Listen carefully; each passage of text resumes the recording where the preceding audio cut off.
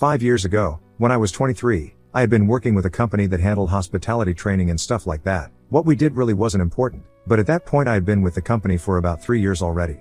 Mark had gotten hired around the same time as I had, and we did a lot of training and stuff together, got put in the same call center group, and all around just became extremely close friends that hung out after work since we lived close to each other and were both unattached. To point out how close we had gotten, since we were both single, folks in the company and our department always made jokes that we needed to just say screw the company policies and start dating. We always laughed it off because at the end of the day we both had made it abundantly clear to each other that we only saw each other as friends. For what it's worth, I don't remember how the conversation came up, but it had, and it was just a strictly platonic relationship. So yeah, we were basically attached at the hip for about 2.5 years when I met Paul, at the time 29/M and currently 34/M, and began dating him. Paul and Mark got along somewhat fine at first, but a few months into dating Paul started to get upset if I said I was going to grab dinner with Mark after work, even if Paul was working at the time since he had his own long hours. For what it was worth, Mark seemed to understand where Paul was coming from and only grabbed dinner with me when I asked him, never prompting it himself. Well, on my 24th birthday I decided to throw a party at my apartment, and when Paul flaked on helping me get supplies, Mark stepped in and helped, even going out and buying the lion's share of the booze for the party. The party got going and Paul ended up showing up an hour after most of the others were there. After a few hours, most of the people started heading out, leaving a few people sleeping in the living room because they were too drunk to drive, and then Mark, Paul, and myself. Mark insisted I go lay down since it was my birthday, and he knew I was already pretty drunk myself, so it wasn't right for me to clean up after my own party. So I said good night to everyone and Paul helped me back to the room. Like I said, I was pretty drunk, and while I remember the night I also remember being very off my normal composure. He put me in bed on my side facing the wall and then left, and I pretty quickly dozed off. The next thing I remember is loud music blaring in the room and feeling completely bound. I was still inebriated, but as I tried to move around I could feel I was tied to the bed and could feel someone on top of me. I was laying on my stomach and there was a hand on the back of my head pushing it into the pillow so I couldn't see anything, and I could feel someone stumbling to try and pull my pajamas down, and shoving his hand up against me. Someone was pounding at the door until I heard a loud crack and then Mark and Paul's voices arguing. The pressure pulled off my head and I could see the one of them pulling the other away, but in the darkness I couldn't tell who was doing what, but there was a lot of screaming and crashing. A few minutes later Paul comes back in the room and unties me from the bed and just holds me, telling me Mark had been trying to rope me.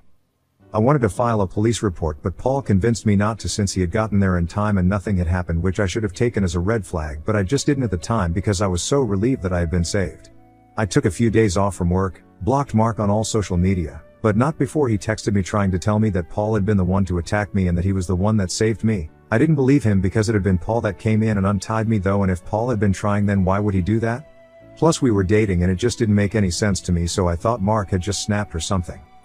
I ended up quitting from the company before my time off ended because I had been starting to look at advancement in my career and moving on, so I just decided that was my sign and tried to run away from it all. Paul and I kept dating for about 6 months after that until I caught him cheating on me with a lady from his office. Maybe this should have been a bigger red flag to me too, but I had been trying to distance myself from what had happened. Then life just went on. I got comfortable in my new job, stayed away from getting too friendly with anyone from work, and have never had a close guy friend again.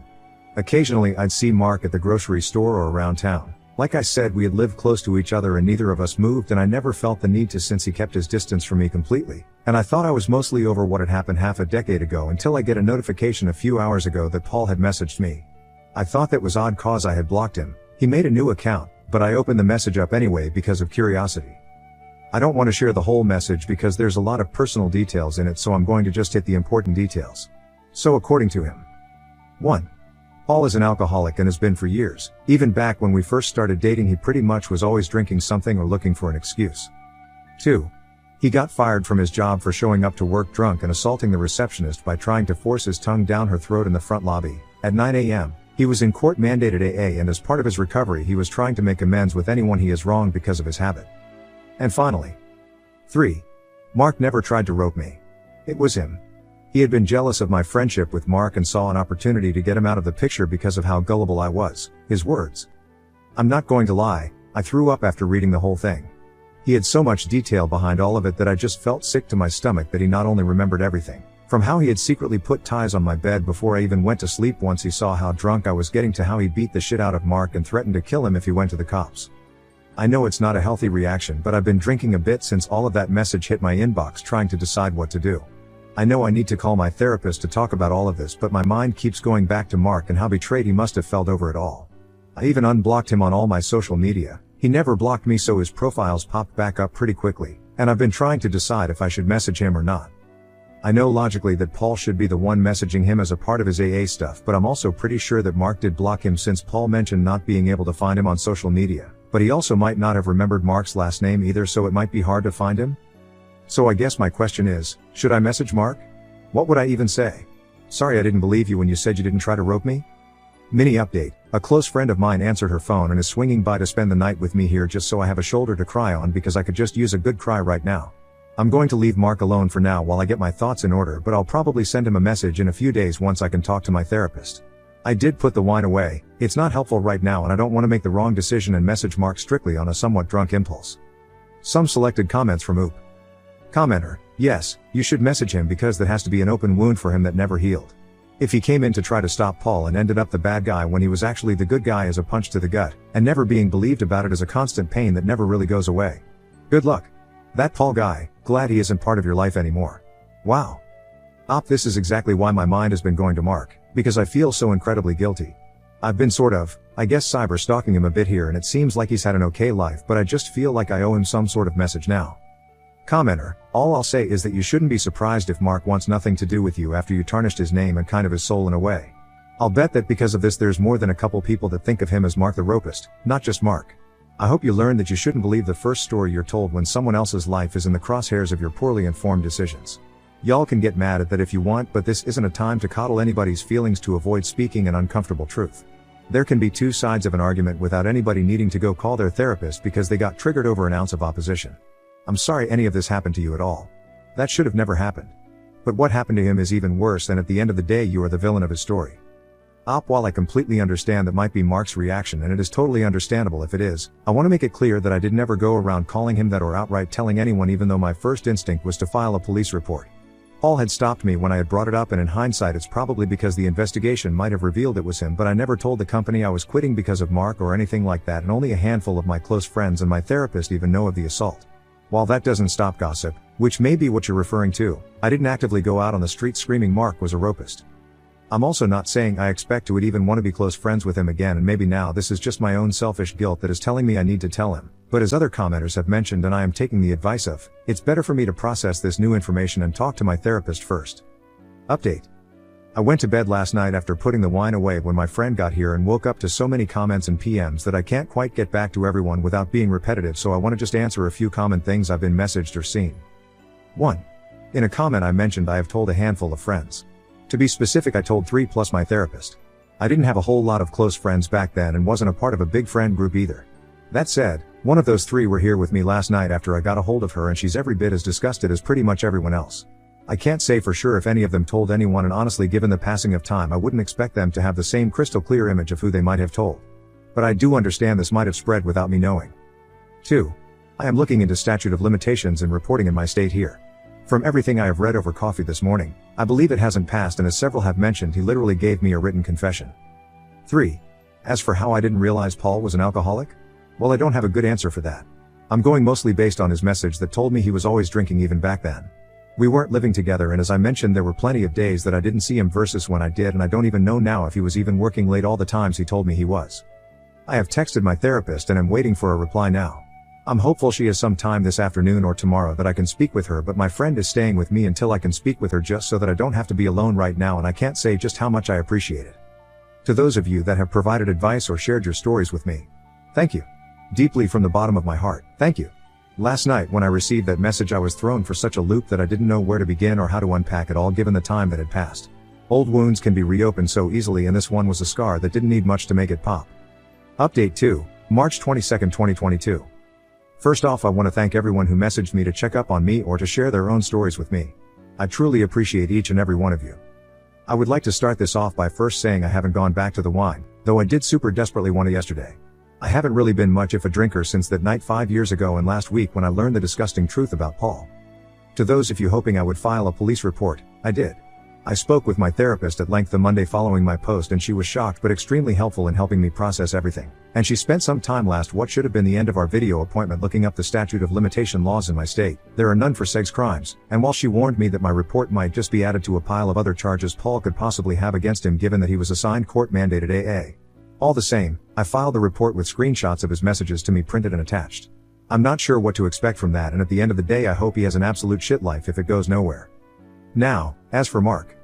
My therapist was insistent that I at the very least write him something, whether it be a letter to mail him or a message on Facebook. He never reached out to me after I unblocked him, but given what he thought I thought of him, I think it's understandable. She, like many of you, pointed out that while he knew he was innocent, the thought of someone believing him capable of something monstrous like that could have weighed on him for all this time, and even if his reception of my message wasn't ideal, he deserved at least the closure that this new turn of events could provide. I took a few days writing and rewriting a message in Notepad. I didn't want to accidentally hit send before I had the wording right, and each time I sat down to write it I felt like I came up short, even though the message just got longer and longer. Again, I didn't think just saying, "Oh, guess what, I learned Paul is an absolute psychopath last week," surprise, would have been super appropriate either, but I wanted to find the right balance. Here's the message I ended up sending him. "Hi Mark, so this is a bit out of the blue and I really don't know how to start this, so I'm just going to put it out there. I'm sorry for not listening to you. Paul messaged me last week and revealed everything, and I'm just sorry. This isn't easy to write, and you deserve so much more than just an apology so long after the fact. There's no excuse for me not giving you the benefit of the doubt other than I let myself be stupidly gaslighted by a psychopathic maniac." Screenshot of his confession to me. This is the message he sent me. It even confesses to an assault on you in the event that you'd like to press charges against him, as I have already filed a police report for what he did to me. If you would like to talk about any of this at all, my inbox is open. If you want to tell me to F off, well, I guess I understand that too. I'm not sure what I expect really, because this has ripped open a wound I had been trying to heal, and I'm sure this might cause you some distress, but I felt you at the very least deserve to know. I know I probably could have said more, but any time I kept trying to write I felt like it was just me making excuses. I sent that to him this past Friday, and I'm pretty sure he read it sometime between Friday and Saturday, as the read notification had been there when I checked Facebook again at lunch on Saturday. I had been out with my friend Jenny, who had stayed over with me after I learned the truth, and when I told her I had messaged Mark, she wondered if he had responded, so I checked.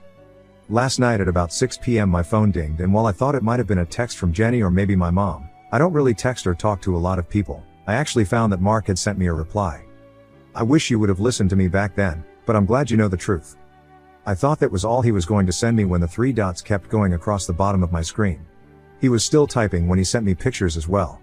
They were graphic, and Paul's assertion that he had beat the shit out of Mark did in fact also come with documented proof from him in the form of pictures.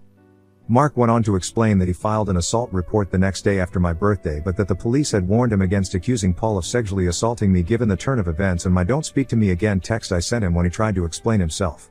Nothing had ever come of his police report, and he wasn't even sure why, neither am I, but he intended to follow up once more today. Mark is still very much the kind person I remember him being, and while I was bracing for him to hold a grudge against me, he instead just expressed his happiness that I finally knew the truth. We exchanged small talk through chat for a little while, but it was nowhere near the conversations we used to have. Mark is actually engaged to a girl he has been dating for about 2 years now. He had apparently never brought any of this up to her until she saw my name flash in his screen with the notification and asked who I was. While some of you expressed concern that my friends had smeared his name, he apparently never heard anything of it. He actually still works for the same company we had both been at, just now in a copywriting role for the marketing team, so at the very least the lack of a police report from me or making a scene at work worked out in his favor there. I asked if we could keep in touch, even if only with small talk, and he said that he thought that would be okay, though he was a lot busier than he was back then between work and planning his wedding. While I thought that was going to be the end of it, he messaged me a few hours ago to let me know he refiled his police report with the added messages I had sent him, and that if I'd be open to it, he'd like to meet for coffee with his fiancée in tow and a friend of mine if I felt more comfortable doing it that way. Not really sure if that's an entirely good idea, but I shot Jenny a text to see what she thinks and if she'd be open to coming with. She said it's ultimately up to me what I decide to do, and she'd be with me either way, so yeah, that's the update for those of you who have reached out and asked. Ops comment. Hi everyone. Someone brought it to my attention that my posts had been compiled over here, so I wanted to pop in and thank everyone that has reached out to me.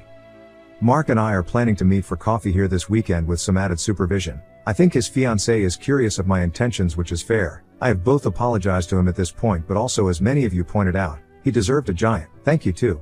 I know some of you are telling me to leave him alone, but he was the one to suggest the meeting, and in all fairness I owe him at least a coffee, and much more truthfully. Words cannot stress how forgiving he has been over what has transpired, and though I'm trying not to blame myself for believing the psychopath, it's not as easy as just letting it go. I knew making my post some would blame me, that's just Reddit, but being able to put this out there has allowed me a sense of relief in some ways that just talking with my therapist didn't fully accomplish. Police reports have been filed against Paul, and I do hope something comes from it. I know he's in AA and some have messaged me saying I'm a monster for airing this out when he's trying to better himself. Seriously, I got at least 5 DMs to that tune, but F that. The shit he did to me does not get absolved just because he fessed up 5 years after the fact. Final update, September 19, 2023. I haven't opened this throwaway account in close to a year and a half and honestly never expected to come back to it after I aired out learning about the gaslighting monster that had attacked my over half a decade ago.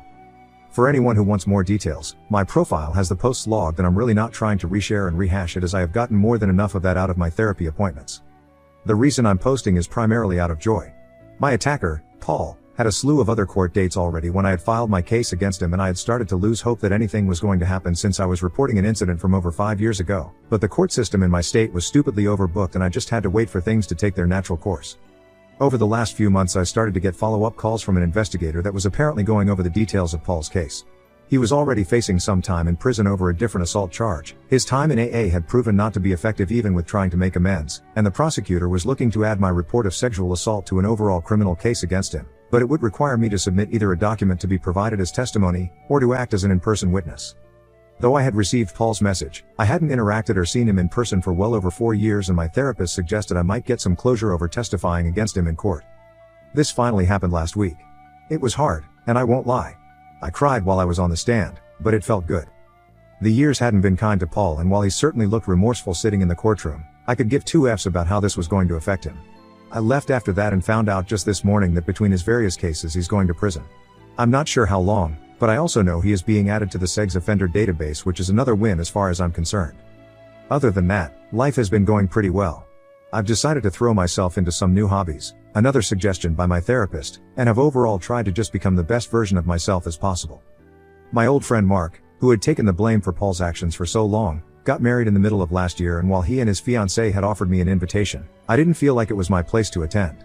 We hadn't been in contact for so long and I didn't want to have anyone asking me questions on why I was there when I didn't really have any other friends attending the event. We message every so often but he's got his own life, and it's not my place to intrude on that. I'm just happy that Paul's bullshit never got to derail his life in any huge way outside of the obvious. I'll probably never have reason to log back onto this account again, and really only did it today because I was just so overjoyed in hearing the results that it reminded me I had vented to you all so long ago now. To everyone who has reached out to check in on me, thank you. I appreciate each and every one of you.